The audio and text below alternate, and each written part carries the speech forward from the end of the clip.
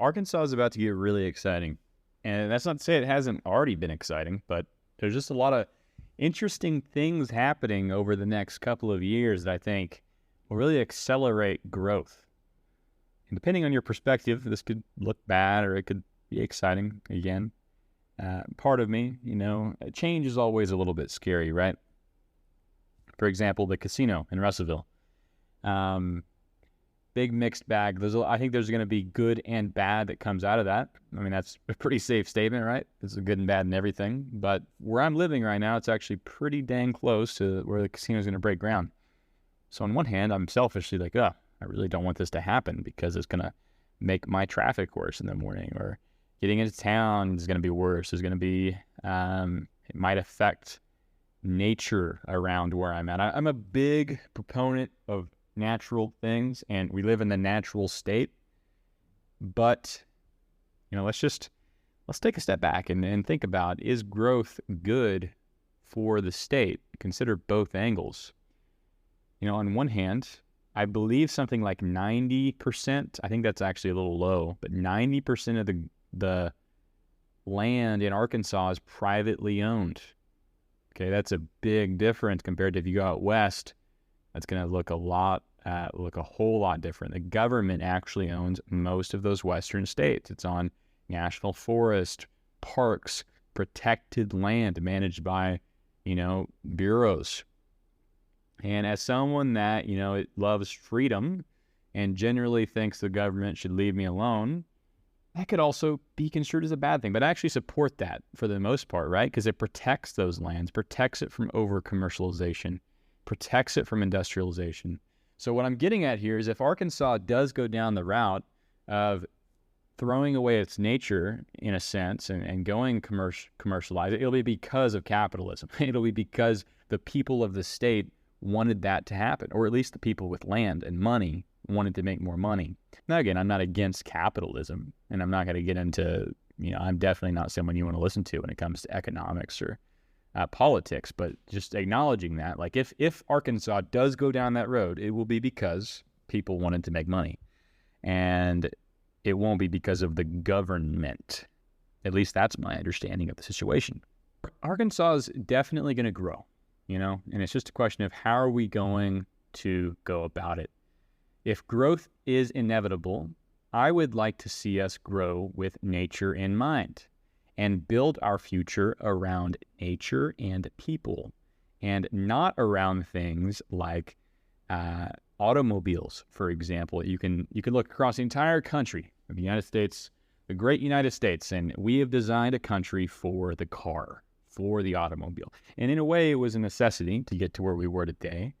But I think we're kind of past that point. Like, we need to design cities and in communities that empower people to live without the need of these big, clunky, dangerous things and make noise. And honestly, I just hate cars, if you can't tell.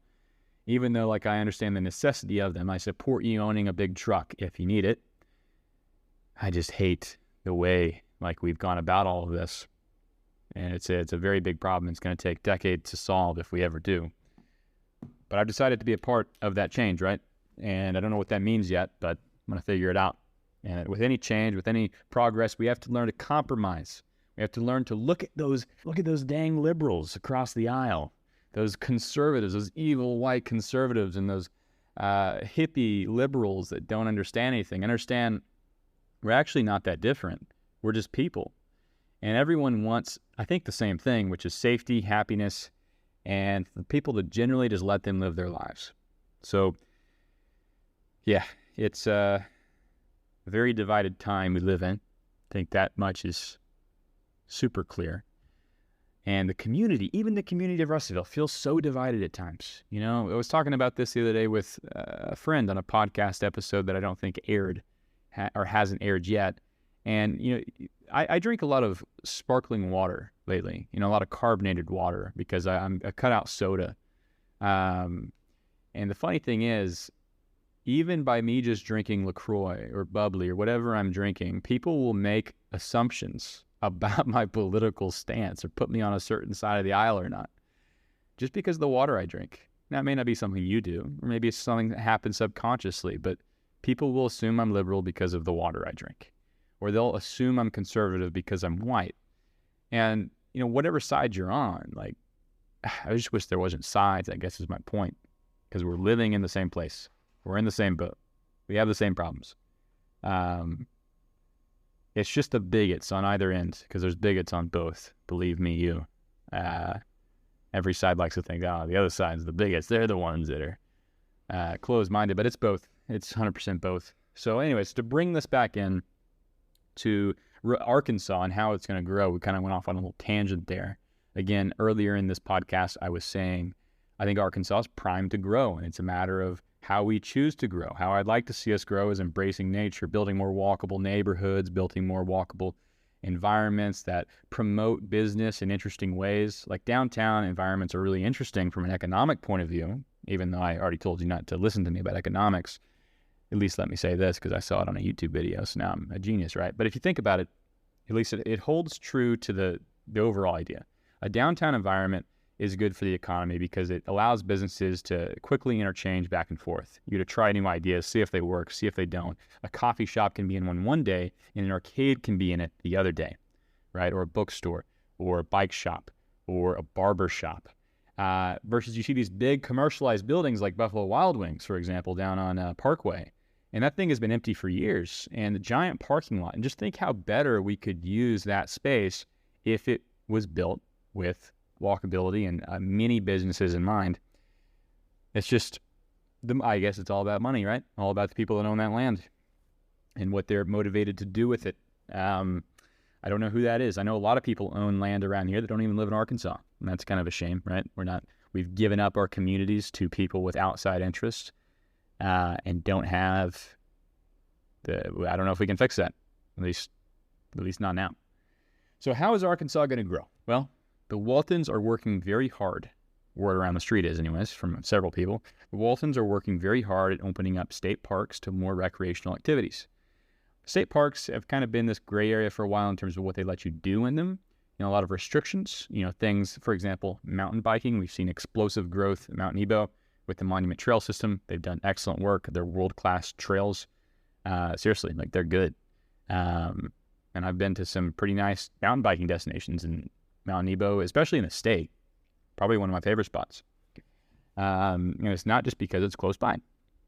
So Petit Jean, for example, could be a world-class mountain biking destination next, or a world-class rock climbing destination. That's the idea anyways, is that once that opens up, there's going to be many more things that Arkansas has to offer that we've locked when it comes to the outdoor world. Arkansas has so much more to offer that it hasn't tapped into. And should it all be tapped into? I don't know. I'm not saying we just fully embrace and make everything look like Northwest Arkansas. In fact, that's the opposite of what I would like to see, but it's definitely happening, and it's just, how are we going to handle it as a community? I really don't know. I'm not someone that's making those decisions yet. Maybe one day, if I play my cards right, I'll have a bigger say in the community and get to drive the change that I want to see happen. But for now, I'm just going to pay attention. Pay attention to what's happening. Meet more people. That's something I've been focusing on the past couple of weeks here, is networking with more people and asking them questions. For some reason, I had it in my head for a while that when you network with people, you're supposed to talk about you, so they know who you are, right? They know the cool things you want to do. But that's kind of the opposite, really, the way you want to go about it. And after listening to more experienced people on the topic, like Dale Carnegie, who wrote How to Win Friends and Influence People, it's all about them, right? It's all about really figuring out who they are. People love to talk about themselves. So that's my goal, is just meet cool people, learn about them.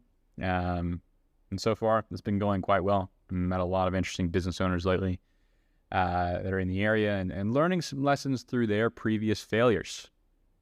And hopefully, very soon, we'll have some of them on the podcast. If you're a local business owner and you're listening to this, you get on the podcast. Let's talk about it. Let's talk about your journey. Let's talk about the business, the things you want to do moving forward.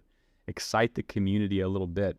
We don't have many channels for the community to engage with itself, at least in certain ways, right? Like, where do you go to learn about business coming to Russellville besides like a boring media company, a news outlet that has an agenda, I think, I'm not saying anything specifically about the news outlets around here. I don't have any beef to pick with them yet. Maybe one day, but for now, we're all on good terms. And I mean, who cares about my opinion anyways, right? So anyways, to sort of wrap up my thoughts on the podcast today, I think Arkansas is going to grow fast. It already is. I mean, clearly, I think it's going to continue to accelerate, and excited to be here, excited to witness it, excited to take part and hopefully build a community that, again, I'm proud to be a part of. And Russellville's gotten a lot better, I think, since I've been here my whole life, really. I have seen some interesting changes, but it's still got this weird gist about it that it's against change, right? Change is scary, and especially in a community as divided as ours, change often means you lose. So let's shift that perspective, guys. Let's think about changing together, building something together, creating something together, and just generally leveling up Russellville. So thank you for listening to this episode of Level Up Russellville. Make sure to follow us on Facebook and Instagram, because we are now releasing content as consistently as we possibly can. Content about business, content about local business, shout outs, thoughts, really everything. We'll see where it grows. We'll see how it continues to change. But in the meantime, get out there, live a good life, focus on your health, your well-being, and enjoy what you have now. Because as they said in The Office, you never know when you're in the, it'd be nice if you knew you were in the good old days before you leave them. So savor what you have now, because tomorrow it might not be here.